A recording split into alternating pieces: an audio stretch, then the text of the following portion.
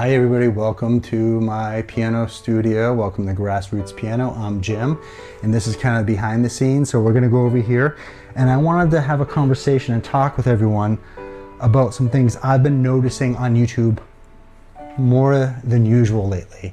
And as a disclaimer, I know that we're on the internet, and I know there's always been vanity metrics and superficialness and shortcuts, whether it's piano or lose weight in so many weeks, and we're always promising these kind of fallacies, really. So what I want to get into, I have been noticing in the YouTube learning circuit with piano is there's this way to learn piano, the other way will take too long. And I get it. We have such a connection with piano and music, and I get that we want to learn how to play music and songs. And by the way, I'm not going to be that guy that's going to say it's only this way or this is the conservatory method. It's just something I've been seeing for quite a while. I'm Jim. I've been teaching piano and music for over 33 years. I don't know of any of my students that are famous, but I do know of many students that have hit the walls, and I've gotten them through successes. But every teacher's there to care, to help, to foster, to motivate. What I'm getting at, here's the big hook for today's conversation, and I would love your thoughts. If you like, you can put them in the comments. When I go to some channels, it's made very clear, if I think about I'm the viewer, I'm the learner, it's made very clear that you don't need to learn how to read music, and you can just learn these chords and you are good to go. Let's back up. Everyone has their own journey. Every learner has their own journey. And I'm not here to say you are definitely in trouble if you don't learn how to read music, because I don't know you, or the same way as if you don't try to improvise a little bit or try to learn by ear. Everything has its benefits. But what happens when we go online, we, the learner, we want some sort of structure, or a word that's used a lot, a blueprint. And before I get into the blueprint thing, one of the things I'm finding is normally a student, an adult student, doesn't know what they need. So they'll learn certain things, they'll learn certain patterns and chord patterns, and that's great, but you haven't learned any long-term skills.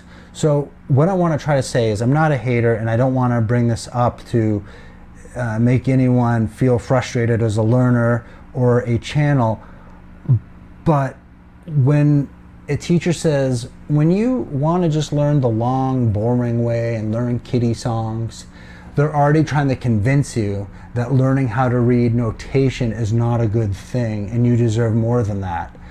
And to someone that doesn't have any kind of pedagogy of learning, a curriculum, a design, to me, I would caution you, a learner, that is a bit of a red flag. All you need to know is some chords. Well, what do you know, and what do you need to know if you're just starting out? And some are still starting out after 2 to 3 years. How do I know? Well, I did say earlier I teach privately, and some of the students, they've memorized part of a song, and that's all they can get through. They've learned something cool. Speaking of cool, the AC has to stay on because it's like 92 here, and for us in the northeast of New England, that is hot. So I really just want to resonate with everyone. Your journey is your journey. Your time at the instrument is your time. It's your sacred time. However you're feeling motivated is beautiful. But music, sheet music's been around for a very long time. It's a language, and it can be hard. It depends on how you're going to dive into it. I wouldn't shortchange yourself. There are companies like Hal Leonard, Sheet Music Plus, Music Notes, MuseScore. There's a reason why they're still in business. And also, there's a wide level of sheet music. And so we don't have to think about sheet music as something that's just too hard and we can't do. I would just be careful of the superficialness on the internet, the creators that have the vanity metrics and telling you that this is the only way to do it. I have a few students where they're learning slow and steady and they're doing basic reading, but they're not taking everything under the sun. They're breaking it down. What happens is you get a foundation.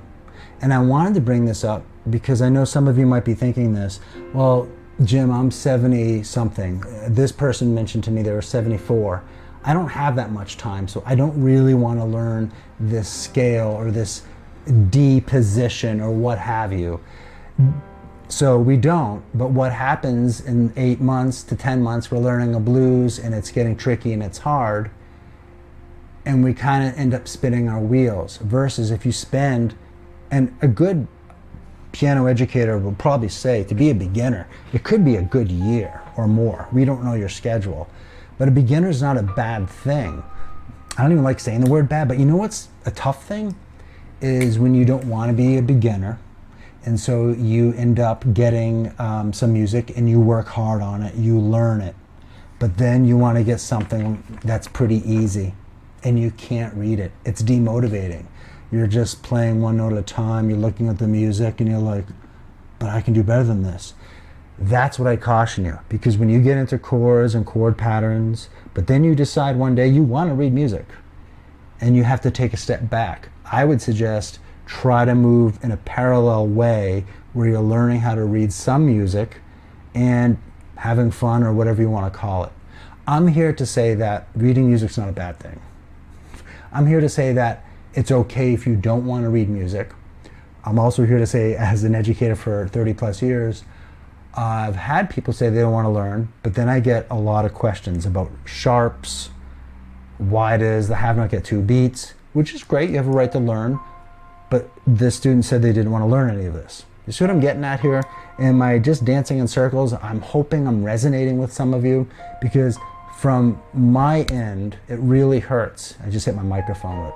From my end, it really hurts to see smart adults spin their wheels and not get the job done. I could go all day. I'll leave you with this one. A common one is writing in the pitch names. I've talked about this before. The longer you write in the pitch names, you'll never learn how to read music because you're looking at the pitches. And I have a internet acquaintance where they've been writing the pitch names in for like 4 or 5 years, and they still want really easy music. That's fine. But you know what's better? Just put a little time in, a little consistency, a little practice. I promise you, you get going, you get set up. And I've had other learners speak to me where they've tried this course and it did nothing for them, and that's a whole other conversation, but you really have to be careful with that. You have to be careful on finding very, very fast shortcuts. And I want to make it clear, I'm not here to say that you need to spend 10 years before you're going to be happy and enjoying piano. But because we're on the internet, so many of us, and I get it, so many of us just want a quick fix. I'm trying to lose weight, I'm doing it, but it's slow. And I apply it to my piano learning. I'm doing this YouTube thing, it's hard, it's really slow. I'm applying my music thing. You enjoy the journey. So this was somewhat unscripted, but I had to say this, and I'm going to be revisiting some other topics. I want to share what I've learned in 30 years, more or less, as a teacher, and what's so important, what a teacher sees within students. But I'm hoping this helps. Like I said in the beginning of the video, leave a comment because that could help someone else out. I'm just here sharing what I've seen. Take it or leave it, but definitely keep playing, keep enjoying. Bye for now. And I think my camera stayed on. That's exciting. Yes. If you do want to read music, this video could help you. Just saying.